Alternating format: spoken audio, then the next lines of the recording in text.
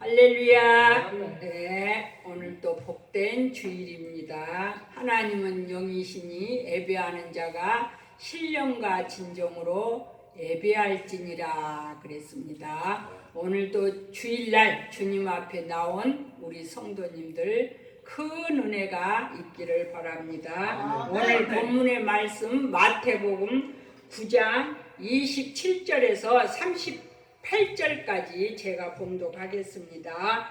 예수께서 거기서 떠나가실 때 두 소경이 따라오며 소리질러 가로되 다윗의 자손이여 우리를 불쌍히 여기소서 하더니 예수께서 집에 들어가심에 소경들이 나오거늘 예수께서 이르시되 내가 능히 이 일 할 줄을 믿느냐 대답하되 주여 그러하여이다 하니 이에 예수께서 저희 눈을 만지시며 가라사대 너희 믿음대로 되라 하신대 그 눈들이 밝아진지라. 예수께서 엄히 경계하시되 상가 아무에게도 알게 하지 말라 하셨으나 저희가 나가서 예수의 소문을 그 온 땅에 전파하니라. 저희가 나갈 때 귀신 들려 벙어리 된 자를 예수께 데려오니 귀신이 쫓겨나고 벙어리가 말하거늘 우리가 기이 여겨 가로되 이스라엘 가운데서 이런 일을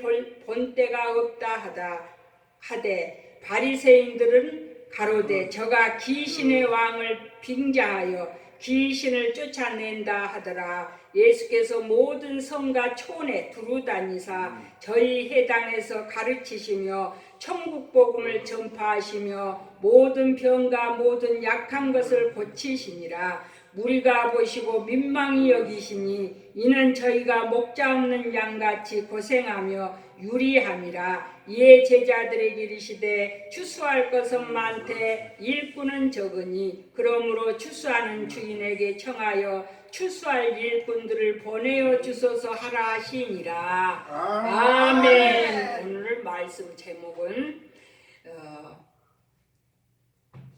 주님의 세 가지 공생의 사역입니다. 오늘 본문은 주님의 공생의 사역에 대해서 오늘 본문의 말씀이 기록되어 있습니다. 자, 공생에는 예수님이 이제 30세에 사역을 시작해서 딱 3년을 하셨고 33세에 십자가에 못 박아 이제 하나님 아버지의 뜻을 이루시고 33세에 죽게 됩니다. 자, 잠시 예수님 공생의 이전 삶을 우리가 한번 돌아보겠습니다. 마가복음 1장에 예수님은 세례 요한에게 세례를 받으시고 사막에서 40일간을 금식하시면서 세 가지 시험을 받으신 후에 본격적으로 공생의 사역을 시작하십니다. 자, 성경에서 보게 되면은 예수님은 태어나신 성탄절 이야기가 나와요. 마태복음, 마가복음, 누가복음, 요한복음 보게 되면 다 첫 장에서 예수님의 탄생의 이야기가 나오게 됩니다. 그 다음에 30년을 건너뛰어요. 건너뛰고 30세에 이제 요한에게 세례 받으신 말씀이 나옵니다. 자, 그리고 성경에서는 예수님이 30년 동안 무엇을 했는지 확실하게 기록이 되지가 않고 있습니다. 예수님 사역에는 많은 어려움이 있었어요. 로마 제국이 예수님 사역을 많이 방해했어요. 그러나 예수님은 이 어려움에도 흔들리지 아니하시고 하늘나라의 기쁜 소식을 증거하신 줄로 믿습니다. 예수님은 3년 사역을 위해서 30년을 준비를 했습니다.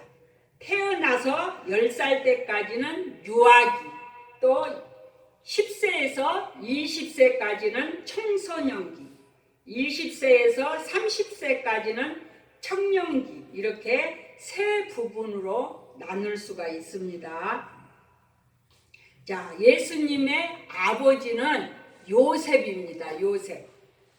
요셉인데 이 사람의 직업이 목수였다고 그랬어요. 목수. 그러니까 예수님도 자기 아버지 요셉의 직업을 많이 도왔겠죠. 그래서 요셉인데 예수님은 사람의 씨를 받지 않고 태어났기 때문에 이 요셉은 양구라고도 할 수가 있습니다. 양구. 예수님은 갈릴리 나자렛 작은 마을에서 살았습니다. 그 동네는 한 100여 가구밖에 안 됐다고 합니다. 그래서 청소년기에 예수님은 아버지 일을 도와주시면서 세상의 현실을 보았을 것입니다. 사회의 불의와 또 빈부격차, 한쪽에는 호화롭게 사는 귀족들을 보았을 것이고 고통당하는 식민지 백성들을 보았을 것입니다. 그러면서 자신이 장차 무엇을 해야 할지 생각했을 것입니다. 자, 20살에서 30세까지는 10년 동안 요한이 이끄는 사막의 공동체에서 머물면서 예수님에게 세례를 주었던 요한은 예수님보다 6개월 더 먼저 왔다고 그러죠.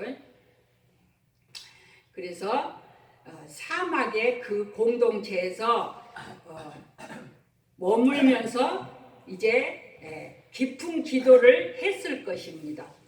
그리고 오늘 본문에는 공생의 3년 기간에 사역하신 말씀이 나옵니다.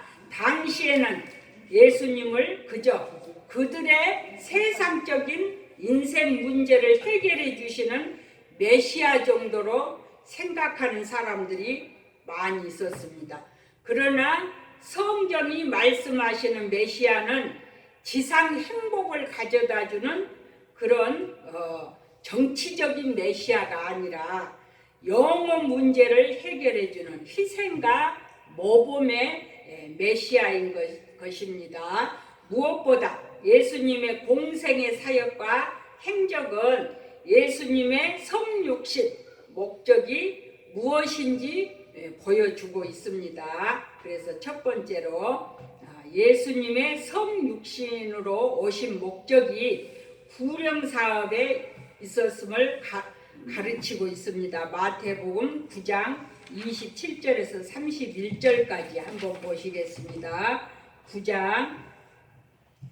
자, 예수께서 거기서 가실새 두 소경이 따라오며 소리질러 가로되 다윗의 자손이여 우리를 불쌍히 여기소서. 예수께서 집에 들어가심에 소경들이 나오거늘 예수께서 이르시되 내가 능히 이 일 할 줄을 믿느냐. 대답하되 주여 그러하여이다. 이에 예수께서 저희 눈을 만지시며 가라사대 너희 믿음대로 되라 하신대 그 눈들이 밝아진지라. 예수께서 엄히 경계하시되 상가 아무에게도 알게 하지 말라 하셨으나 저희가 나가서 예수의 소문을 온 땅에 전파하니라. 자, 두 소경이 지금 예수님이 지나가신 것을 알고 지금 다윗의 자손 예수여 우리를 불쌍히 여기소서 하면서 눈을 고쳐주기를 간절히 바라면서 예수님을 불렀습니다. 예수님이 그들을 세워놓고 내가 능히 너희들 눈을 고쳐줄 수 있는 사람으로 생각하느냐 지금 예수님이 그렇게 물어봤습니다. 그러니까 그들이 그렇다고 이야기했을 때 예수님은 그들의 눈을 만져주시고 고쳐주셨습니다. 그러면서 아무에게도 예수님이 기적을 행하시고 그들의 눈을 고쳐주신 것을 말하지 말라고 말씀을 하십니다. 마가복음 1장 4절에서도 보게 되면은 예수님은 문둥병을 고쳐주시고 아무에게도 말하지 말라고 말씀을 하십니다. 왜 그러셨을까요? 요한복음 6장 15절에서 보게 되면 오병이어의 기적이 나옵니다. 보리떡 5개와 물고기 2마리로 예수님은 5,000명을 먹이는 그런 기적을 베푸셨습니다. 그리고 그들이 먹다 남은 그 조각이 12가구를 거두게 됩니다. 이것을 보고 사람들은 예수님을 억지로 끌고 가서 왕으로 삼기를 원하고 있습니다.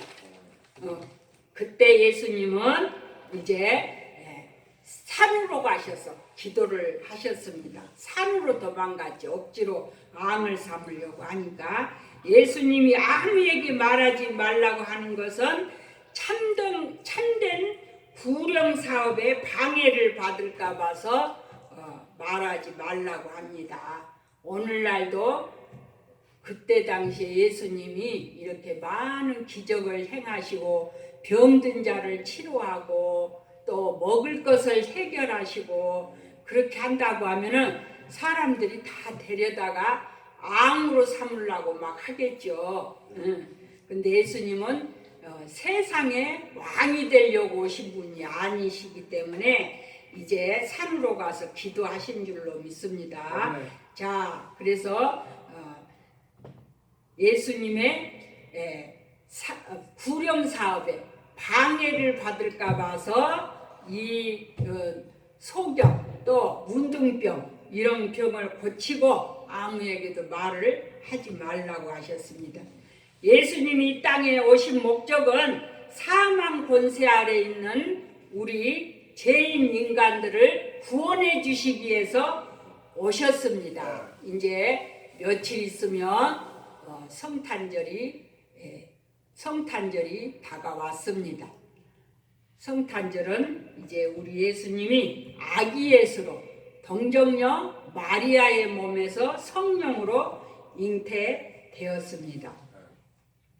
그래서 구령 사업이라는 것은 약한 자를 고치고 또 배고픈 자에게 먹을 것을 주시고 또 천국 복음을 증거하시고 그것이 바로 구령 사업인 줄로 믿습니다. 두 번째로 모든 병과 약한 것을 예수님은 고치셨다고 그랬습니다. 마태복음 9장 32절에서부터 35절까지 한번 다시 살펴보겠습니다. 저희가 나갈 때 귀신 들려 벙어리 된 자를 예수께 데려오니 귀신이 쫓겨나고 벙어리가 말하거늘 우리가 기이 여겨 가로되 이스라엘 가운데서 이런 일을 본 때가 없다 하되 바리새인들은 가로되 저가 귀신의 왕을 빙자하여 귀신을 쫓아낸다 하더라. 자, 우리 예수님은 모든 병과 모든 약한 것을 고치셨습니다. 주님의 공생의 목적은 구령 사업이라고 했죠. 주님은 불쌍한 무리들의 갖가지 어려움과 고통을 일일이 헤아려 주시고 또 우리 주님은 말씀으로만 제 문제를 다루시지 않고 배고픈 자에게는 먹여주시고 맹인은 눈을 뜨게 하시고 안전뱅이를 일으켜 세워주셨습니다. 벙어리 귀신을 쫓아내고 또 말문이 열리게 하셨습니다. 우리 성도님들도 말문이 열려서 전도의 말문 또 남에게 용기를 주는 말문 이런 말문들이 열려야 될 줄로 믿습니다. 최초의 우리나라도 이제 선교사들이 많이 오셨어요. 언더우드 선교사 또 토마스 선교사들 이런 사람들이 한국에 오셔서 많은 구역 사업을 하시게 된 줄로 믿습니다. 여기에서 언더우드 선교사는 미국 태생의 목사였습니다. 이 사람은 1885년 4월 5일 날 우리나라 제물포항에 도착을 해서 1889년 또 우리나라의 최초 찬송가를 만드셨다고 그랬습니다. 또 후배 선교사들을 위해서 성경을 번역하시고 또 1886년경에 고아원을 개설하시고 그 학교가 훗날 서울 경신고등학교가 되었다고 합니다. 그리고 연세대 전문학교를 세우셨다고 합니다. 그래서 이 언더우드 선교사는 우리나라에서 31년 동안 종교, 교육, 또 문해, 자선 등의 다양한 봉사 활동 중에 이제 병이 걸려서 미국으로 휴양차 가셨다가 이제 미국에서 돌아가시고 그 후손들이 1세대에서 3세대까지 제2의 고향 한국 마포구에 가면은 합정동에 가면은 애국인 묘지가 있어요. 거기에 그 후손들이 다 안장되어 있습니다. 저도 거기를 한번 가봤어요. 자, 이제 언더우드, 토마스 이런 선교사들은 한국에 오셔서 우리 한국이 어렵고 그런 힘들었을 때 우리나라에 오셔서 이렇게 학교를 세우고 병원을 세우고 이렇게 복음을 증거하면서 많은 구령 사업을 하신 줄로 믿습니다. 네. 자, 마지막으로 이제 제자들을 세우신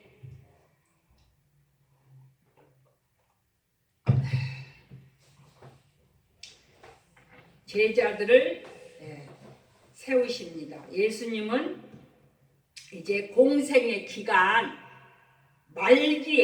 말기에 이제 두로와 시돈, 가이사라, 빌립보 등 다소 이런 곳을 다니시면서 이방 지역을 순회하시면서 전도를 하시고 제자들 양육에 심려를 기울이시게 됩니다. 근데 예수님이 이제 전반전에 또 이렇게 또 복음 사역을 하셨는데 전반전에 4장 23절을 한번 보시겠습니다. 4장 23절. 4장 23절에서 25절까지 예수께서 온 갈릴리에 두루 다니사 저희 회당에서 가르치시며 천국 복음을 전파하시며 백성 중에 모든 병과 모든 약한 것을 고치시니 그의 소문이 온 수리아에 퍼진지라 사람들이 모든 앓는 자 곧 각색 병과 고통에 걸린 자 귀신 들린 자 간질하는 자 중풍병자들을 데려오니 저희를 고치시더라. 갈릴리와 데가볼리와 예루살렘과 유대와 요단 강 건너편에서 허다한 무리가 쫓으니라. 여기에 있는 4장에 있는 말씀은 예수님이 공생의 3년 기간에 전반전에 활동하셨던 말씀입니다. 그래서 이 말씀은 예수님의 3대 사역이라고 해서 설교들을 많이 하십니다. 그래서 전반적 사역은 가르치시고 예수님은 해당에서 하나님 말씀을 많이 가르치셨습니다. 해당에서 말씀을 가르쳐야 되겠죠. 그래야 듣는 사람들이 순종하고 또 하나님의 말씀대로 살아야 되기 때문에 가르쳐야 됩니다. 오늘날 하나님 말씀은 교회에서 이제 가르치고 있지요. 그러니까 교회를 빠지면 안 되겠죠. 또 천국 복음을 전하셨다고 그랬어. 예수님의 전반전에 공생의 사역이 3가지입니다. 3대 사역이라고 해서 천국 복음을 전하셨다고 그러셨어요. 또 약한 것을 고치셨다고 그랬어요. 아까 그랬죠. 약한 자들, 각색 병든 자들.